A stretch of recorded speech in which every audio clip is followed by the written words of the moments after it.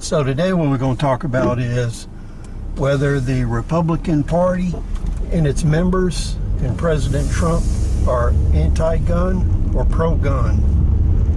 In other words, do they support the Second Amendment or not? So I'm going to say that none of them are pro-gun. And there's a specific reason I say that. And I don't want anybody to get upset until they listen to the whole video and understand where I'm coming from. I've been around quite a while.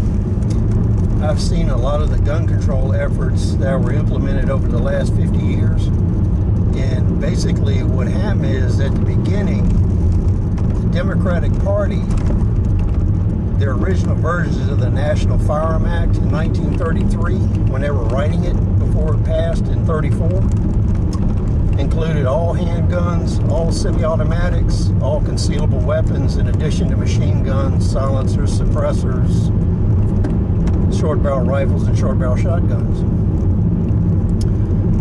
And over the years, they've been trying to get to that goal where they ban all of that material. And the recent ATF letter with braces is an example of that. And they're going to follow their usual regime on how they do it. So since the fishing expedition didn't lay out any fruit, they're just going to find a sympathetic judge, arrest somebody, have a trial, and it'll become part of case law. And the way I know this is they've done this in the past. And there was a court case against Military Armament Corporation, RPB, about MAC-10 kits, MAC-10 semi-automatic pistols that were open bolt. Basically, the government found a judge that was sympathetic, and he concluded that open bolt semi-automatics were easily convertible to a machine gun, and therefore they were a machine gun. So all these guns were banned immediately from manufacture. And what they did is grandfathered ones that haven't been converted to a machine gun. So as long as it's in original semi-automatic configuration, it's currently legal. Now they did this on the basis of a conditional amnesty. They didn't come out and say that, and they didn't make people register it, but they did a conditional amnesty to allow grandfathered guns to be legal. They also did this with the original imports of actual semi rifles and NFAs. These weapons had the cuts for the automatic fire parts and control parts in them. They contain semi-automatic parts, so if you have these models that were originally imported, that all you had to do is change the pieces to make them full auto, they are also conditionally amnestied. And they're considered semi-automatic weapons unless you have actually converted them to selective fire. And this went on until, I believe, the 80s or early 90s. And what they did is they took 37 millimeter, 38 millimeter, 1.5 inch grenade launchers that were designed to fire tear gas. So all of the tear gas guns. They found a sympathetic judge, and they ruled that a tear gas gun is a destructive device if it's accompanied by anti-personnel ammunition. So overnight, what had been legal for 70, 80 years was illegal.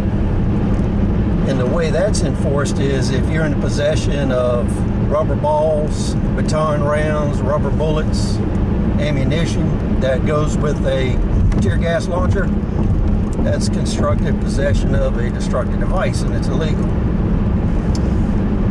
And of course, one's not accompanied or grandfathered and considered just a tear gas gun, which is a non-firearm.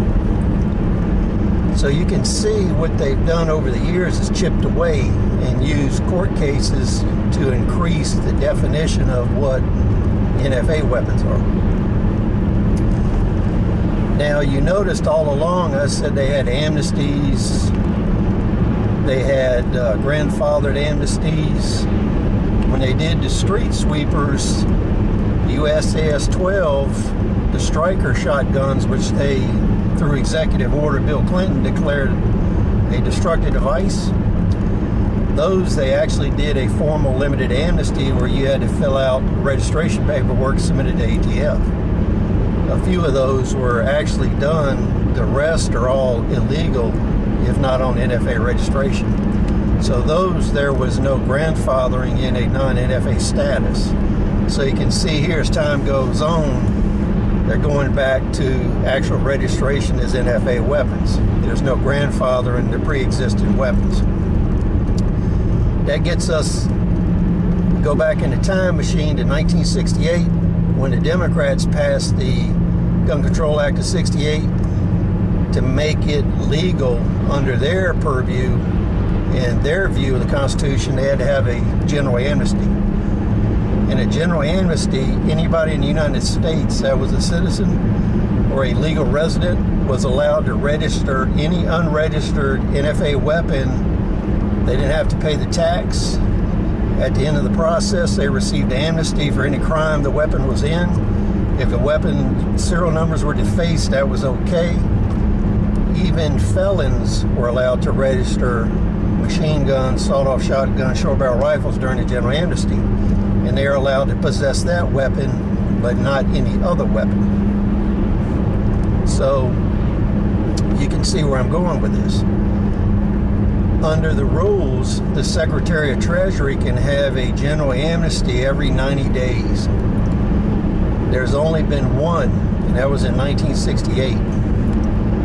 So if the Republicans and President Trump are actually pro-gun, pro-Second Amendment, they would immediately have a general amnesty where all of the unregistered, undocumented machine guns, short-barrel shotguns, short-barrel rifles, AOW silencers, any of that material, destructive devices included, could all be registered tax-free.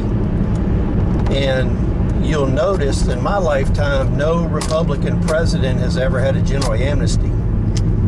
Any president could order the Secretary of Treasury to initiate a 90-day amnesty for all NFA weapons. So if President Trump and the Republicans were actually pro-gun, pro-Second Amendment, if they did not repeal the NFA and Gun Control Act of 68, then they should immediately have a general amnesty where people can register any weapon in their possession which is not in a registration. But they've never done this. In my lifetime, no Republican president has ever done this. So President Trump should right now, in the last days of this term, in case he is not reelected, he should go ahead and declare a general amnesty, and he could use the pre-existing general amnesty forms that were available in 1968 used for that one. And these forms could be put online tomorrow. So if these guys are pro-gun, let's see the general amnesty. So please rate, comment, subscribe. We'll see you on the next video.